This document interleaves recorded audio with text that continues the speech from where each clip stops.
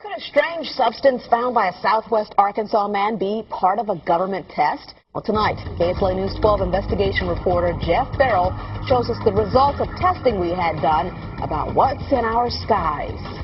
It seemed like some mornings it was just crisscrossing the whole sky. It was just like a giant checkerboard. KSLA News 12 had the sample tested at a lab. The results? A high level of barium, 6.8 parts per million, more than 3 times the toxic level set by the EPA. Armed with these lab results about the high levels of barium found in our sample, we decided to contact the Louisiana Department of Environmental Quality.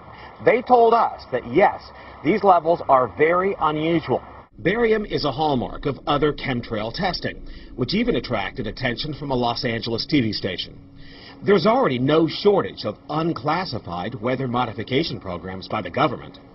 But those who fear chemtrails could be secret biological or chemical testing on the public point to the 1977 Senate hearings in particular, which confirmed 239 populated areas had been contaminated with biological agents between 1949 and 1969. Later, the 1994 Rockefeller Report concluded hundreds of thousands of military personnel were also subjected to secret biological experiments. Get involved in your community.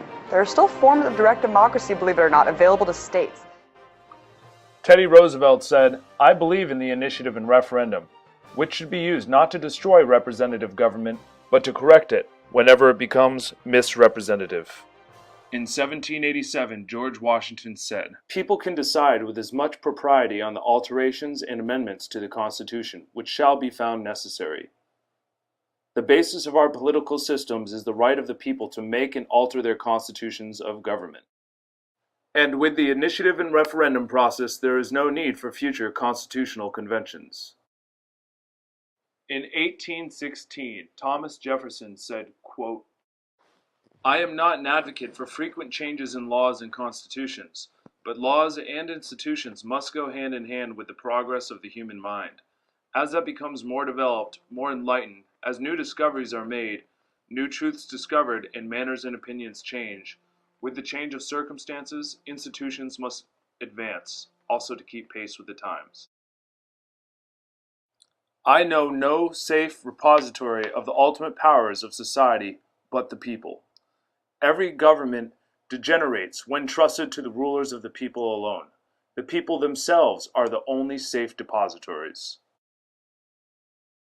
Unless the mass retains sufficient control over those entrusted with the powers of their government, these will be perverted to their own oppression."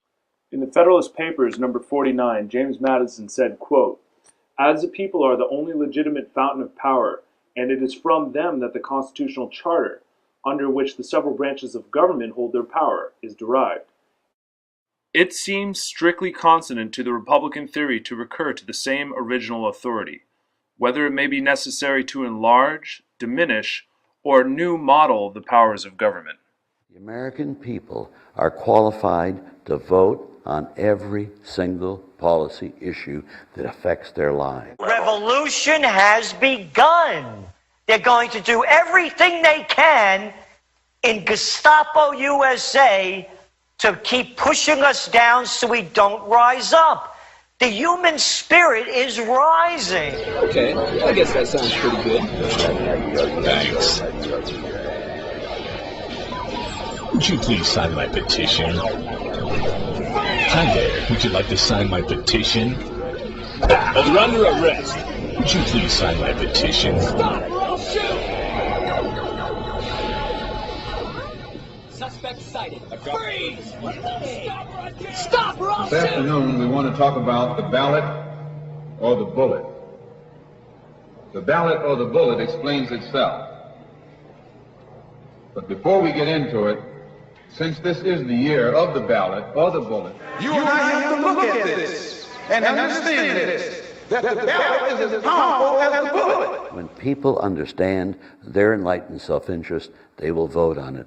And so the process is there, but we need 60 million Americans to vote to empower themselves, and when they have this power, they will be able to make the changes. It's bringing the American people into the operation of government as lawmakers. They become the fourth check in our systems of checks and balances. It's a win-win. The people, the existing representatives, they'll be able to do a better job in the day-to-day operation of government because the vexatious issues will have been removed, and the people will make the decision on those issues. War and peace, women's rights, health care, taxation, all of these issues, the people can make those decisions and make the right decisions, and all we need is to bring that about. What am I talking about? I am talking about changing the paradigm of human governance. There is no greater task. We do it in the United States. It will go around the world like wildfire, and you'll see the world change. What we need in our society is to understand there's enough on this planet for everybody. Right now, we are led by greed, selfishness, and violence. We need to change that. We need to have the people understand that they can change it, and that we need to be led by love, understanding, courage in the people so they can implement the balance of the virtues that they have. Let the people vote. Let the people vote. Every major issue, war, bailouts, immigration. Let the people vote. They're criminals, and they're trying to break our will and train us that we are their prisoners. So what do we do about it, Gerald, and where is it going? My only solution, and I keep talking about it, is direct democracy. Because any adult thinking that, oh, we're going to give Congress a list of our demands. Oh, yeah, and the Bananos or the Gambinos are going to become nice overnight and listen to you. No, we have to vote.